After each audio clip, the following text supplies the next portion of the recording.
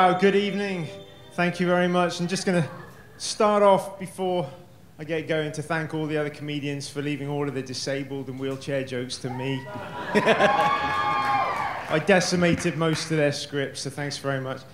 It's a bit of a misunderstanding as to why I'm here tonight. I guess I just read my emails too fast. It said, hey, do you want to do stand-up? And I was like, hell yeah, I want to do some standing up. My God. I had visions. I had visions of scientists and doctors and physical therapists and robotic exoskeleton walking trousers. And instead, I get Dan and Tommy saying, hey, say something funny. Say something funny. I nearly stood up and walked out. I just want to, before I get going, I just want to offer props to the Crips in the house, my wheelchair crew.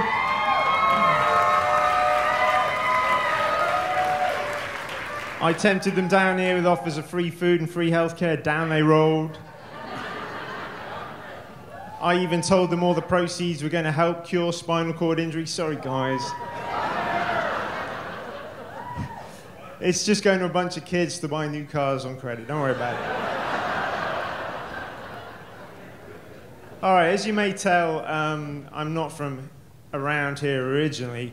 I'm from the United Kingdom, and I've been here 15 years, and I love it. I'm now an American. But when I first arrived here, I didn't realize that Americans were laughing at the British for having bad teeth. And honestly, you know, that's not, you know, I wasn't impressed. I was pretty outraged. You don't know what you're talking about. And I went home that first Christmas. I'm speaking to my aunts and uncles, and all I could think was, oh my God, the Americans are right.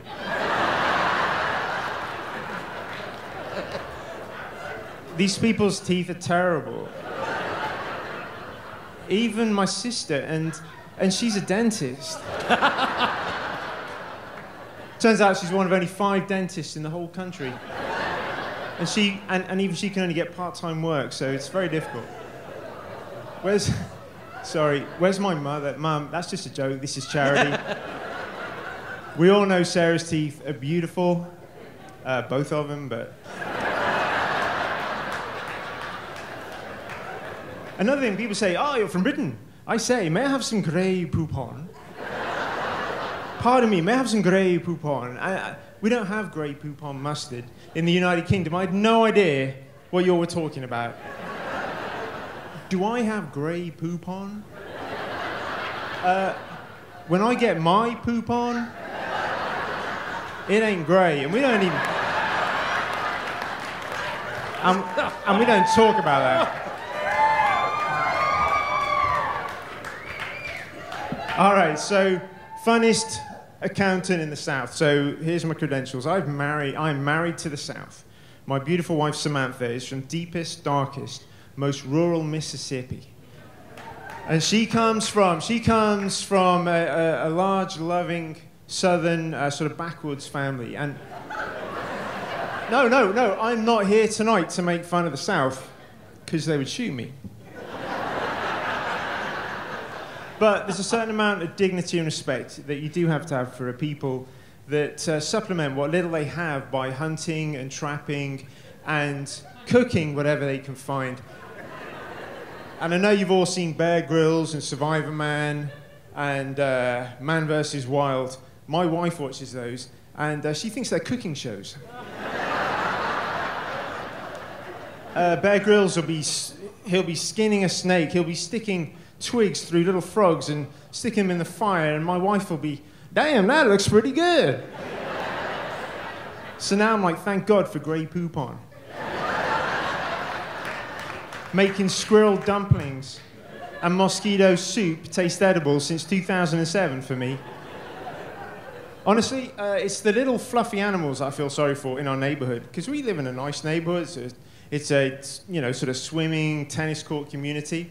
The local animals are not streetwise like the Mississippi ones, right?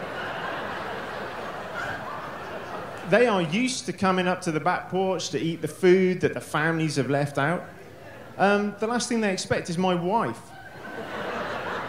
hiding behind the patio furniture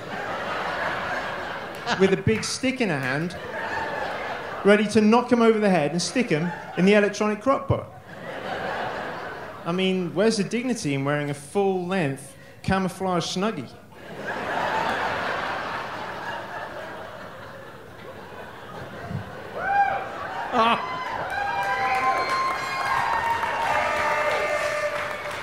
But I do love her. I do love her, and I'm frightened of her at the same time, because this is a story, the tragic story of the hamster that always sticks in my mind.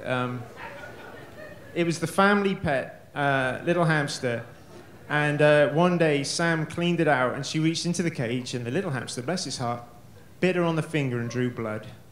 And Sam did what anybody would do. She went and cleaned up the cut, came back, picked up the hamster in her hand, and crushed it to death. Blood was coming out of every orifice, and threw it in the trash. That's a chilling story. And even after all these years, in our most intimate and passionate moments together, I've never once been tempted to so much as even nibble that woman on the ear.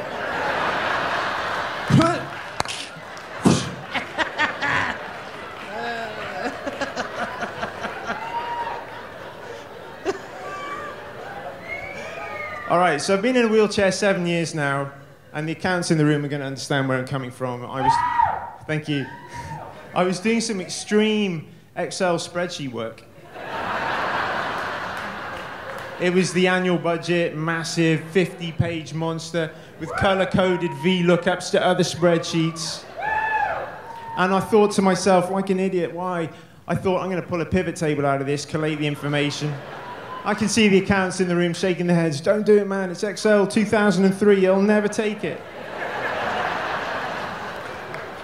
And I did. The whole spreadsheet crashed. I couldn't get out of the way. I'm under my desk. I can't feel my feet. All right, that's not true. That's not true. I actually crashed a motorcycle. I used to race motorcycles, and you tell that story about the motorcycle enough times, and it starts... Well, you know, sometimes you want to change some of the facts. In fact, sometimes you want to change all of the facts. And so there's, I don't want to get into the details, but there's a really nice couple that we met at a wedding reception in South Carolina, a pastor and his wife, who to this day believe that I was injured, put in a wheelchair by a home improvement project that went wrong. A swing set that I had installed failed, and I'd installed the swing set in the master bedroom.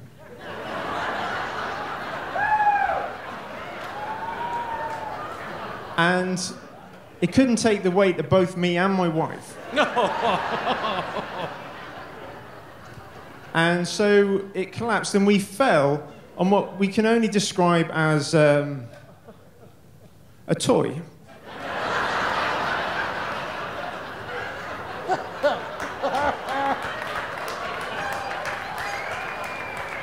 That broke my fall and also broke my back. So, Pastor, we tried to practice safer sex, and the Lord works in mysterious ways. You can use that, Pastor. That is the parable of the cripple and the sex swing.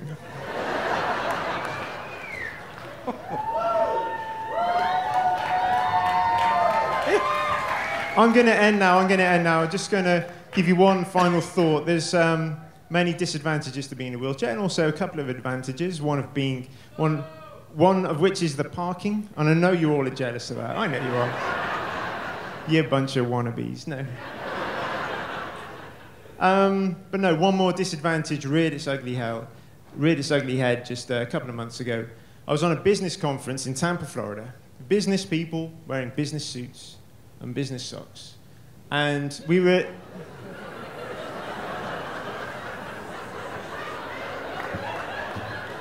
I'm on a lower level. I see people's socks, all right?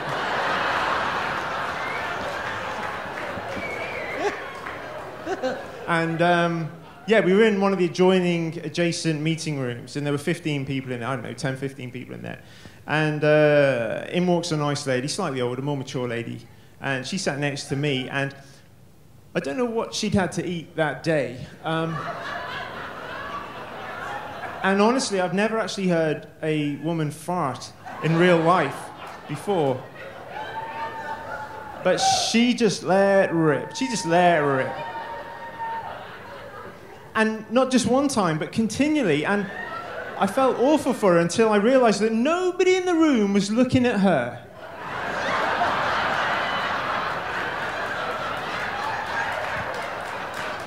Oh no, they were all looking at me. The guy in the wheelchair. Even she was looking at me. She was like...